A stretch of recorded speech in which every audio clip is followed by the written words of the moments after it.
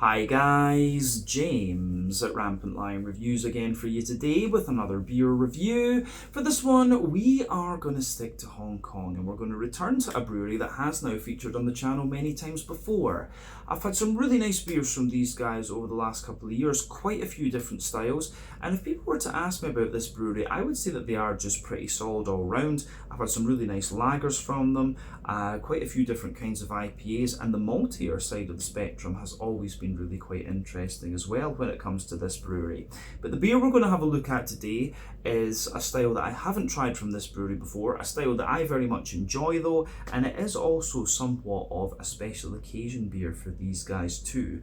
So needless to say, I'm very curious to see what this beer is going to have in store for us. Hopefully it's another good beer. Hopefully it makes for an interesting review, and as always, I hope that you guys watching enjoy my take on this one as well.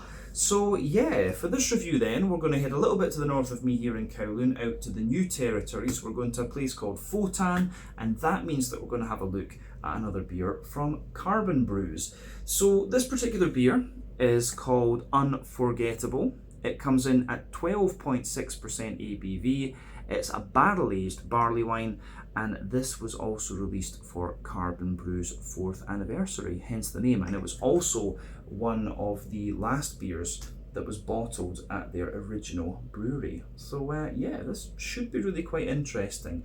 If memory serves me correctly, I bought this beer at the Islander on Chung Chau, one of the islands in the Islands district, I guess we have to say, of Hong Kong. There's wonderful people behind that place. I do recommend that you go and check it out. I'll put the link to their Instagram and Facebook in the video description for you below. And this one just kind of caught my eye because I hadn't seen it before, and I do love a good barley wine. If you've watched the channel for any length of time, you'll know that I'm a sucker for the big brown sugary beers, the Scotch ales, the Belgian quadruples, the German doppelbocks, and the American barley wines. I love these sorts of things. So yeah, this one, with it being bourbon barrel aged and rum barrel aged, this was one that I thought would be right up my street, and the guys at the Islander recommended it as well, and they know their stuff. They've always got an interesting selection of beers that's quite unique here in Hong Kong. But yeah, let's crack on with this one then and see how we go. But I should show you this as well, because the beer comes with this lovely box. I couldn't put it on the video because just, you know, the angles and stuff that I film at and things, it would be a bit difficult. But yeah, it comes in this lovely box. It also tells you here it was one of the last ones that they bottled at the original brewery, and it had this sort of foamy inside to it, which is great. It reminds me of my guitar cases. So yeah, I thought that was pretty snazzy, but we'll come back to the box a little bit later on in the video. But in the meantime, let's crack on and see what this beer has in store for us. So yeah, as always with my reviews, I'll tell you a little bit about the brewery before we taste the beer. If you want to get straight to the tasting though, just fast forward. All the usual links can be found in the video description below. That's the brewery website, the link to my other reviews that I've done from Carbon Brews before, and we will no doubt add more to that list at some point in the near future. But there's all the usual social media down there. If you want to see more reviews, do please consider subscribing to the channel. The support that you give is massively appreciated, and remember, you can go into the channel homepage and search for beer using the geography tagging systems. Just go in there, use the little search bar, put in your hometown, state, county, province, whatever you like. If I've reviewed beers from the area that you search for, they will pop up. Failing that, you can check out the playlist of beers from different countries. You'll find this one in the Hong Kong playlist along with a number of other things. That's being added to very regularly, of course, and you can check out the playlist of beers from other countries as well, because there are some very interesting things on the channel these days. But yeah, let's go on to my brewery notes then, and I'll tell you a wee bit about Carbon Brews once again. So Carbon Brews was originally founded back in 2018, and as I mentioned earlier, this brewery can be found in Photan in the new territories of Hong Kong, to the north of the main urban part of Kowloon, of course. But yeah, the original brewery was on the 1st and 10th floors of the Union Industrial Centre in Photan, and this was previously the home of Kiuchi Brewery's Hong Kong operations. So those guys, of course, produce the Hitachino Nest beers, and they're from Ibaraki to the north of Tokyo over in Japan. But they established this facility originally back in 2015. So the original general manager and head brewer, if you like, of Carbon Brews was Chris Wong. So he's from the US originally, and he was previously an accountant by trade, but he also co-founded HK Brewcraft, which was the, you know, one of the real awesome bottle shops here. You can check out my out and about video that I filmed there a few years ago. That I'm still sad that that place shut, but he's also the main man behind Heroes Beer Company. But he formed both of these businesses while also working for Hitachino's Hong Kong operations. But Carbon Brews basically took over the brewery in late 2018, and they were established as a completely new brand after the Kyuchi Brewery guys pulled out of this facility. But the name Carbon is taken from faux tan. Tan translates into English as carbon, and they quickly built a reputation as a very experimental brewery. I've heard very good things about the Group 14 beers that these guys used to release exclusively to their members. But these days they've got a tap room in Central in Hong Kong, Wyndham, if I remember the street correctly. This opened in 2022, and they've also got another bar in the Akasaka area of Tokyo, which I guess I'll need to go and check out at some stage as well. But in 2023 they took over the Double Haven Brewing / Dragon Water facility just down the road at the Wai Industrial Centre, and in this facility the brewery are operating a 35 hectolitre brew kit. The current head brewer is Dias Jumashev, who is from Kazakhstan if I remember correctly, and he's joined in the brewing team by Justin Chan, Lydia Kuzmina, who I've met before. She's pretty cool. She gave me Crazy Rich Lupulins, and also Harry Liu and Tommy Liu as well. But as of July 2024, when I'm filming this review for you, these guys have produced 135 different kinds of beer according to Untappd. But in recent times they haven't been quite as experimental as they used to be. They've been mainly focusing on their core range stuff. As I said earlier, Carbon Brews have had a bit of a problem with the business side of things, but yeah, the beers, the quality of the beers at least, has remained pretty solid in my experience. You know, probably my favourite beers from these guys were the El Crispy Boy, the Mexican lager. I think that's great. Crazy Rich Lupulins, of course, is a very nice New England double IPA, the first core range New England double IPA in all of Hong Kong. And they also have a black IPA called Black to the Future, which I think is pretty damn good as well. But yeah, it would be cool to see these guys return to the experimental side of things. Connor Hogan, Irish brewer who's now in Bali in Indonesia, he was one of the main drivers of the whole experimental thing with Carbon Brews. So yeah, I think that's everything I really can tell you about Carbon Brews for the moment. So if you want to learn more about these guys, you can check out the brewery website, you can follow them on Facebook and Instagram to keep up to date with all the latest goings on, and you can check out the Rate Beer, Untappd and Beer Advocate pages to learn a wee bit more about all the different beers that these guys have done. So yeah, let's go on and have a little look at the beer itself. So I'll let you have a wee look at the artwork on the bottle then, before we open this thing up. As you can see, the 4 there, because the beer is called Un4gettable. If we turn it on its side like that, you can see there, yeah, Un4gettable. Just a plain black bottle cap on this one, and it is, I think this is a 660 milliliter bottle if I'm not mistaken. Yeah, it doesn't say. Maybe it could be 750, I really don't know. But yeah, as we said earlier, this one comes in at 12.6% ABV. You can see the bottle's sweating a little bit because of the wonderful humidity that we get here during the summers in Hong Kong. But yeah, as I showed you earlier, this box is great. I might just move the glass away for a second. But yeah, the box that this thing comes in is great. You can see, if you bring the lid up to here, one of the things they like to do on these things is put the coordinates of the brewery, but it says the last barrels filled at Unison, which was of course their original home. But yeah, I like these kind of things here, and there you can see the Carbon Brews symbol just at the top there. But it tells you a bit about the beer on the side. So it says the story of Un4gettable, and we've also got 4 years of Carbon Brews. So for the anniversary side of things, it says in 2018 we inherited one of the most unique brewing facilities with a brew house and cellar that spanned across 10 floors above ground in an industrial building in Fo-Tan, Hong Kong. Since then, not only has Carbon Brews been defying gravity in Fo-Tan, we've also been breaking boundaries, shaking up the scene, and doing it all with you, the drinker, in mind. We started our journey with Crazy Rich Lupulins, Hong Kong's first year-round double hazy India Pale Ale. When we turned 1, we were blessed to have built the early shapes of our barrel program and released Ambratos, a rum barrel-aged imperial stout. 48 new beers later, we celebrated our 2nd anniversary with To Infinity and Beyond, which we reviewed a few videos ago, a straight dry hopped barrel aged wheat wine. In year 3, we took a big step and expanded to a new state-of-the-art brewing facility, celebrating with Young, Wild and 3, a fruited wine barrel aged sour. thoroughly enjoying 4 fantastic years of outside of the box thinking. We look forward to continuing to push the boundaries with new styles and crazy beers. So yeah, it was good. But it tells you the story of Un4gettable in here. Un4gettable is one of the final beers to be put into barrels at our former home, famous for having the brew house and cellar that spanned across 10 stories. This luscious barley wine has been patiently aging in rum and bourbon barrels for over 14 months.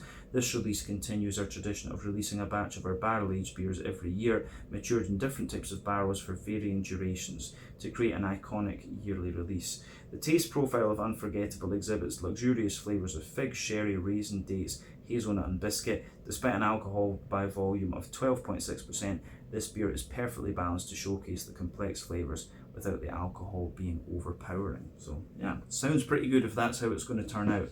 So yeah, that's all the information you need about the beer. Let's actually get this guy open then and see what we have here. I'm very curious about this one. So here we are. A little bit of smoke on the opening, but not too much. And I'll tell you something, you can smell that this is pretty nice as soon as you open it. But yeah, barley wines for me are a very, very interesting style. Of course, you have the English and the American varieties. The English ones tend to be a little bit sort of drier and more toasty in their flavours, in my opinion, and the fruits are a little bit drier, whereas the American fruits are a bit more rounded. But yeah, they're interesting for sure. But yeah, before the head of this one disappears, you can see that it came out with about a half finger of a frothy, I would say kind of fawn coloured head there. If I just bring that up to the camera, hopefully it will focus and show you. But yeah, there's medium-sized bubbles on the surface of the liquid here, and it gets a little bit foamier the further up that you go. But you can see that head in the middle of the glass, it's disappearing to leave you just a kind of thin foamy layer, and yeah, some more bumpy, a little bit of a more bumpy, bubbly sort of thing above that. But yeah, appearance wise, this one looks pretty cool, I have to say. So yeah, a couple of things you can do with barley wines to play with them. Basically, you can give them longer wort boils, which is going to give you these big chewy sort of caramelly flavours. That'll increase your complexity. You can age them in different barrels and things like that as well. Those are the two main ways to play with these beers. But yeah, this one, colour-wise, I would say this is a really dark sort of chestnutty, stained mahogany type colour. So 1 or 2 big bubbles sticking toward the side of the glass, a few little ones going up toward the bottom of the head. Other than that, there's not too much in the way of carbonation. But yeah, a lot of the colour of this one, I suspect, will be due to the type of malts that have been used, and potentially also the barrels that this thing has been aged in as well. So yeah, I wonder, just from the colour of this as well, it does make me wonder if there's a wee bit of you know, longer boil going on with this one, because usually when a barley wine is this dark, there's been a bit of longer wort boil to it. But if it's been aged for 14 months, the barrels will affect it as well. Barrels can have a bigger role on kind of brown beers and things like this, I would say, in terms of determining the colour. But yeah, I don't think we really need to say much more about the appearance of this one. It is kind of what you would expect from a barley wine, so we should move on to the aroma and see what we get from that. So let's do that. Now, aroma wise, this is pretty interesting. I think this is going to be pretty interesting. I actually get quite a little bit of dryness out of this one, and one of the things you do have to be careful with barley wines is that if you get these beers, I think it's best, if you do want to age them a little bit, it's best to keep them for, you know, maybe 2 to 3 years. That's when they're going to be in their prime. But if you keep them beyond that, because these beers are heavily hopped, remember a barley wine is basically the big brother of a double IPA, because they have all that hoppy character in them. If you leave them too long, you're going to get so much green and it just gets spicy on the edge of your palate. So yeah, there is very much a window, if you like, when it comes to these. But I'll say straight away that this beer, it does give you pretty much everything that you would expect of the barley wine style. But I will say it's a little touch sharp in its aroma. So I'm curious to see how that's going to play out in the actual flavour of the beer. But yeah, lots of brown sugar in this one, nice little bit of fruity character, of course, as well. And then yeah, you have a lovely green component to this beer. So yeah, curious about this one. But let's break the aroma down then and describe it a bit more in depth for you, as we always do. So the backbone of the beer, you do of course get this lovely oaky character in there. So we've got rum barrels and we've got oak barrels in here. So it's potentially a mix of European and North American oak. And as I've said, there's differences in these because the European oak tends to be a little bit drier and also a little touch spicier, whereas the American oak is a little bit more kind of smooth and has a bit more vanilla kind of character to it. So yeah, the way that all of that goes together is interesting. But yeah, you get a little touch of vanilla out of the beer as well. So little touch of vanilla, lovely kind of smooth oaky character in there. And then yeah, the way that all of that pieces together, I think, is really good. You can smell the spirit above that. You've got this whole, you can smell like the sweeter cane sugar from the rum in this one, and it comes across as being quite a bright aromatic rum actually. But when it comes to the bourbon also smells quite like sweet in a sense and quite aromatic almost. So yeah, the barrel side of this one, it is quite prominent in the overall beer, and that's one of the things you have to be careful of with barrel-aged beers, especially when you use Scotch whisky barrels, is that the barrel doesn't take over the beer. And with this one being a blend, I guess it's, you've got another variable in there getting the blend ratio right. So yeah, this is quite interesting actually, just how everything pieces together in this beer. I can see there's little bits of sediment just on the side of the glass there with this one, but yeah, I can see that there's a little bit of sediment floating around in this one, but it's all natural of course, so we shouldn't be too worried about that, especially with a beer that's a couple of years old. I'm not 100% sure when this one would have been released. It's at least 2 years old though, this one at the time of filming. So yeah, but on top of that you start to get the actual beer side of things. So definitely I can get a little bit of like a rye bready bread crust in this one for sure.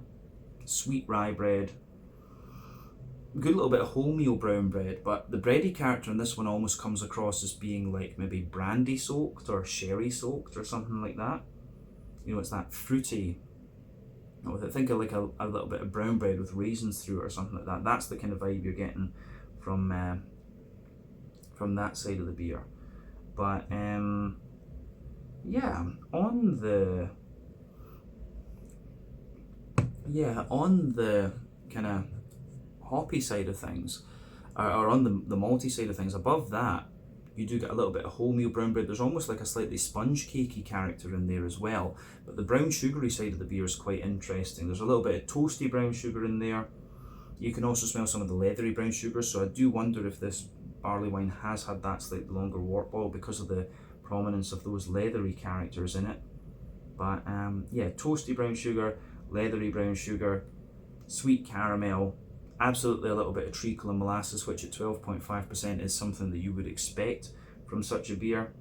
And then yeah, you've got a nice little bit of nuttiness to this one as well. So yeah, all of these things are quite interesting when it comes to this beer, I would say. So yeah, interesting stuff for sure. On the malty side of things, the only other thing I would say is maybe just a bit of nutty character coming out of it as well. Yeah, don't know if we really need to say too much more about that. Let's go on to the hoppy and fruity side of things just to round off the aroma. There is a little bit of yeastiness to this one on the back of the nose, and it's more sort of brown bready. But yeah, the yeasty side of the beer isn't too prominent in the aroma, I would say. But you do have a little bit of this almost dry, slightly cocoa-nibby like note coming out of the beer. But yeah, on the hoppy side of things, there's a good little bit of, on the hoppy side of things, there's a good little bit of earthiness to this one, I would say. Yeah, so little touch of earthiness in there, little touch of herbal character. But you do still have quite a big green note coming out of this one. And obviously, if you wanted to keep this beer, it's barrel aged in the first place, so I know a part of the hop character will have dropped out of this one. And of course, if you want to keep this bottle for a bit longer, yeah, the hoppy character is going to drop out of it again. So yeah, nice little bit of floral aromaticity in there, nice little bit of lighter grassiness as well. And it does have a touch of kind of zesty character too. So yeah, the way all of that pieces together, I think, is really very, very nice. So yeah, interesting stuff. On the fruity side of things, you've got a good little bit of yeah, there's a good little bit of like sharper raisin in there. There's also a little bit of kind of plum and date and stuff like that.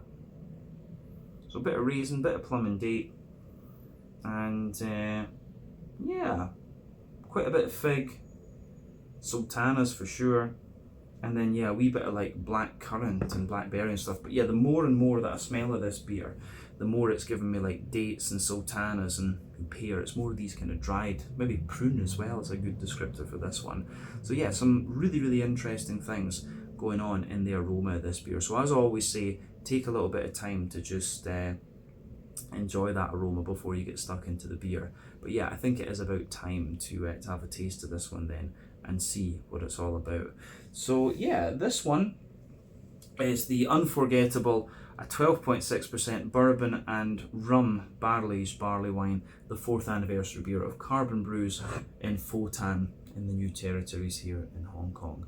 Slàinte, skål, cheers.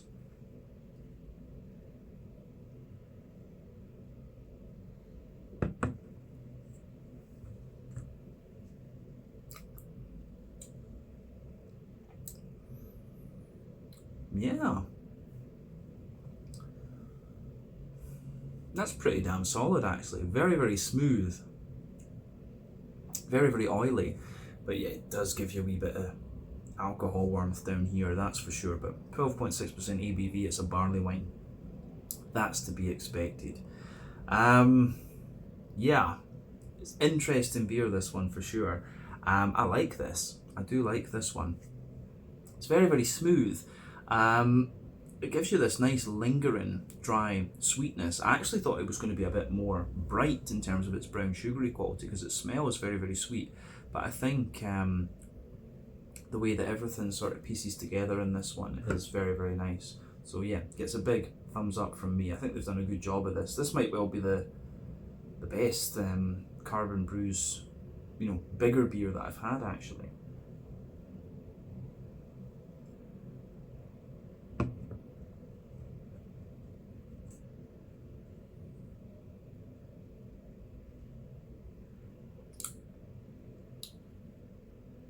So yeah, that's really interesting. Very smooth, quite dry in its aftertaste, but then yeah, kind of a bigger sweetness comes out of this beer later on. But it's lovely barley wine, this. I think it's good. Yeah, so let's just break this beer down then and describe it for you a wee bit more in depth as we always do. So middle third of your palate, you've got that lovely smooth woody backbone in there. So as I've often said, sweeter flavours come out further forward on the palate, more dry and bitter flavours come out further back. So yeah, you get that nice dry oakiness to the beer further back, but then you can feel that on that middle third of your palate it just gradually kind of sweetens up, and you can feel that before that,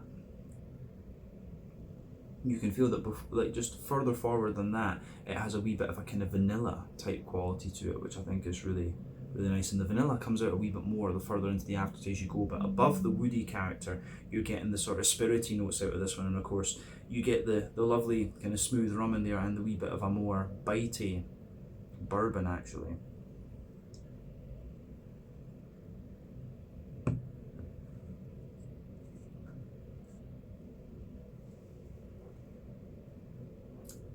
So yeah, the barrel layer in this one is quite, the barrel layer in this one actually has quite a bit of prominence in the flavour the more that you drink of it.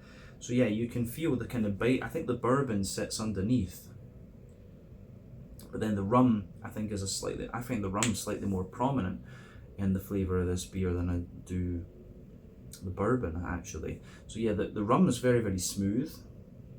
has a bit toastiness to it, whereas the bourbon has a little bit more bite, I would say, and a little bit more oiliness to it. But they've both got a little touch of aromaticity to them. But and with this one being barrel aged for 14 months, I actually think you get more and more of the barrel out of this beer into the aftertaste. And the other thing you have to remember with barrel aging is that you're going to sacrifice a little bit of the mouthfeel of the beer to get these infused flavours. So this one, I think the more you drink of it as well, it starts to feel a little bit lighter in terms of mouthfeel. But yeah, I like that with this one for sure. The way everything goes together in that barrel side of the beer is really interesting. But yeah, above the spirit layer you start to get the bready characteristics. So yeah, there's a wee touch of kind of rye bread in there. So you get the rye bready bread crust. There is a sort of rye bready layer in this one. I get a little bit of cracker note out of this too. So yeah, rye bready bread crust, rye bread, wholemeal brown bread in there. Within that wholemeal brown bready layer, I would say there's a wee touch of nuttiness as well.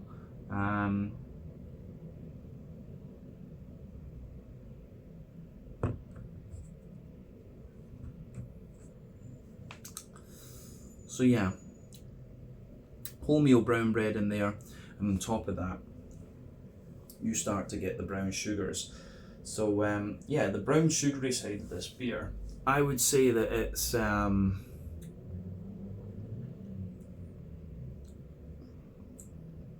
yeah, it's got a little bit of toastiness to it, good little bit of smooth leatheriness as well. As I say, I do suspect there's been a slightly longer wort boil with this beer just because of those leathery brown sugars, and there's a wee bit of the nuttiness within those leathery brown sugars too. So yeah, brown sugar is quite layered. You've got toastiness in there.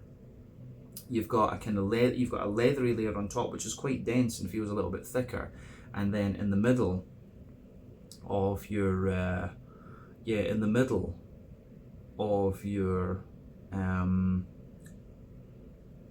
palate there, you can feel in the dead centre you've got that treacle molasses note there, all the really strong brown sugary characters, and then as you move further out from it, it starts to give you a little bit more of a it gives you more and more of a kind of sweeter caramel, and there's a wee bit of like Werther's Original butter candy, butterscotchy sort of thing to this one as well. So yeah, the brown sugars in this beer are really quite complex actually in the way everything goes together.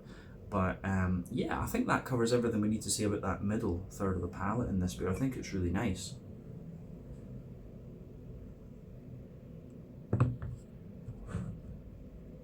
So let's go to the back third of the palate. And as I've often said, sweeter flavours come out further forward, more dry and bitter flavours come out further back. Back third of your palate's going to give you very similar flavours to the middle third, just at different intensities. So yeah, border region between middle and back third of your palate, you get a little bit of bready build up in there. There's some rye bread in the base, the wholemeal brown bready character on top, and a wee bit of the bread crust there. But yeah, the woody side of the barrel feels a little bit drier on the back 30 palate. Then you've got the spirit layer. So yeah, barrel layer is there, a little bit drier, kind of spirity layer. Then above that, the spirity layer feels a little bit more spicy almost on that back third of the palate too. But yeah, you've got the rye bready bread crust, which feels a little bit drier. Then the rye bready character. Above that, you can feel it feels a little bit lighter and a little bit more airy. Then as you go above that, you've got the brown bready character in there, the wholemeal brown bread, which again feels a little bit lighter and more airy. These are a bit drier there. And then as you go over the top of that, you get the toasty brown sugars creeping over the top, and maybe a little bit of the leathery brown sugar too. And then you've got all the yeasty character sitting above that. So yeah, the yeasty character on this one is quite interesting too.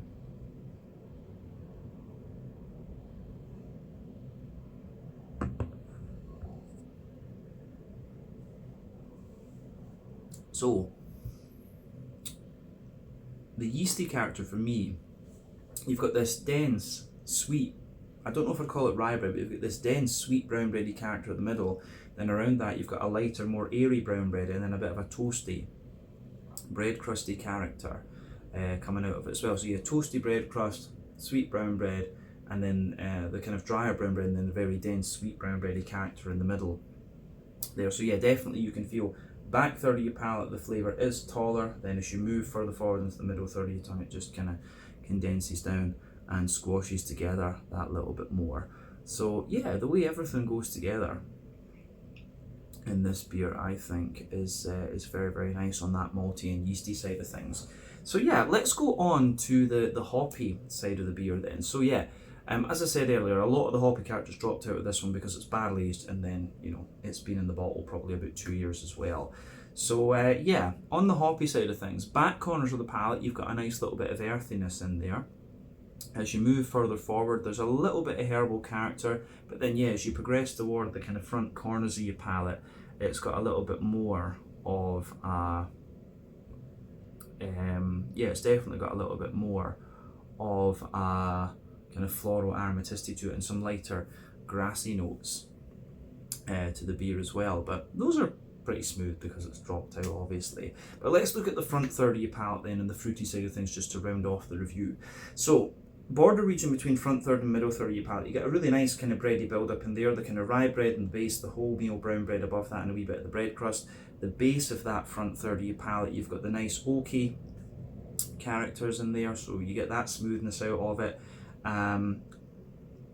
Then you've got the spirit layer, which is actually quite sweet at this point, rye bready bread crust, the wholemeal brown bread as well, and the rye bread underneath, and then the brown, a bit of the more leathery brown sugar. Then you get that nice oily bubble where the juicy fruity esters just roll their way out of the beer. So yeah.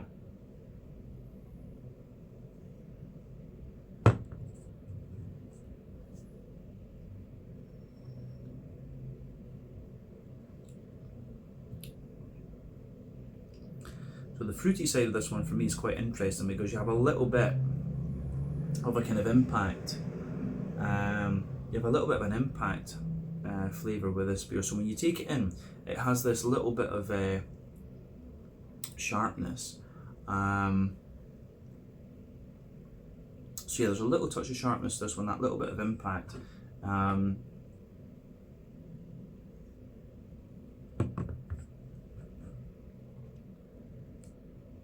So a little bit of sharpness there. It's almost like a kind of slightly sharper black currant.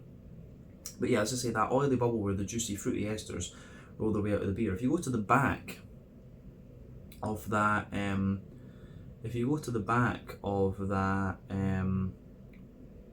front third of your palate, yeah, you've got a nice kind of plummy character in there. There's a good little bit of prune as well.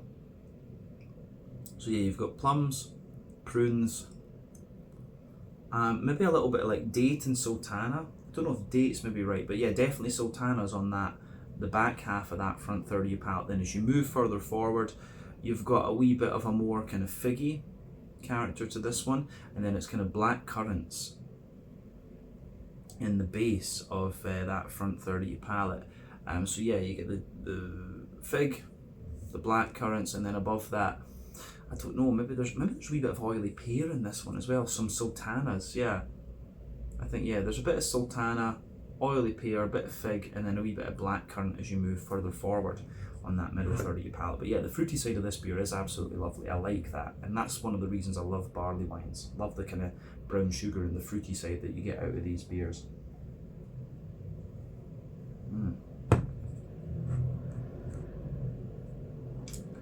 So yeah,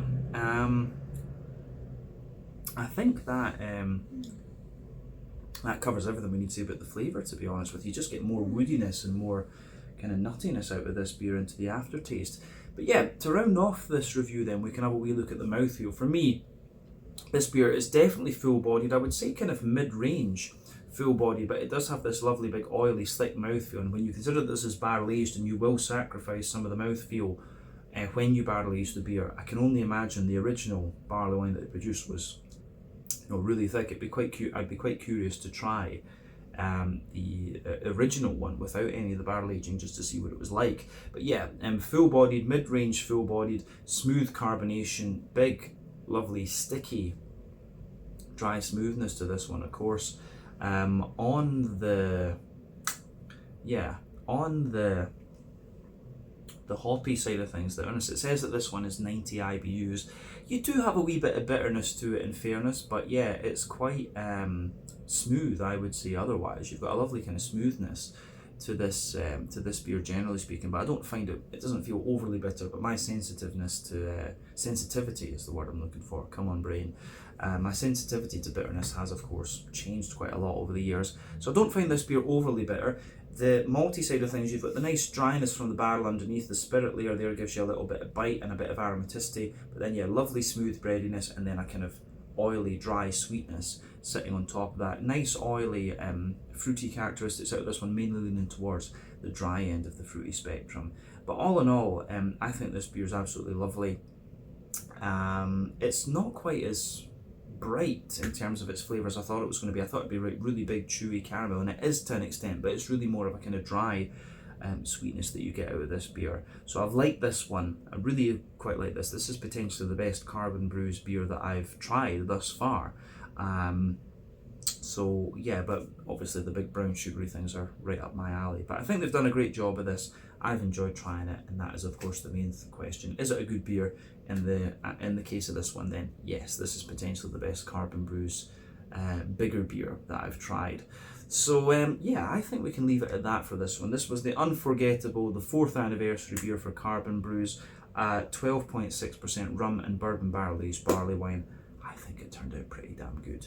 So yeah, let's leave it at that for this one. Once again, thank you for watching my beer reviews. Until the next time, please like, subscribe, share, all the usual YouTube stuff.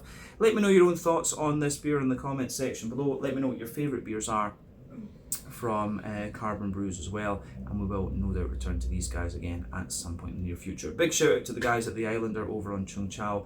Definitely go and check out their place if you get the chance. Till the next time, Slàinte, Skål, cheers, check out my social media, check out the Islander, and check out Carbon Brews as well. See you later.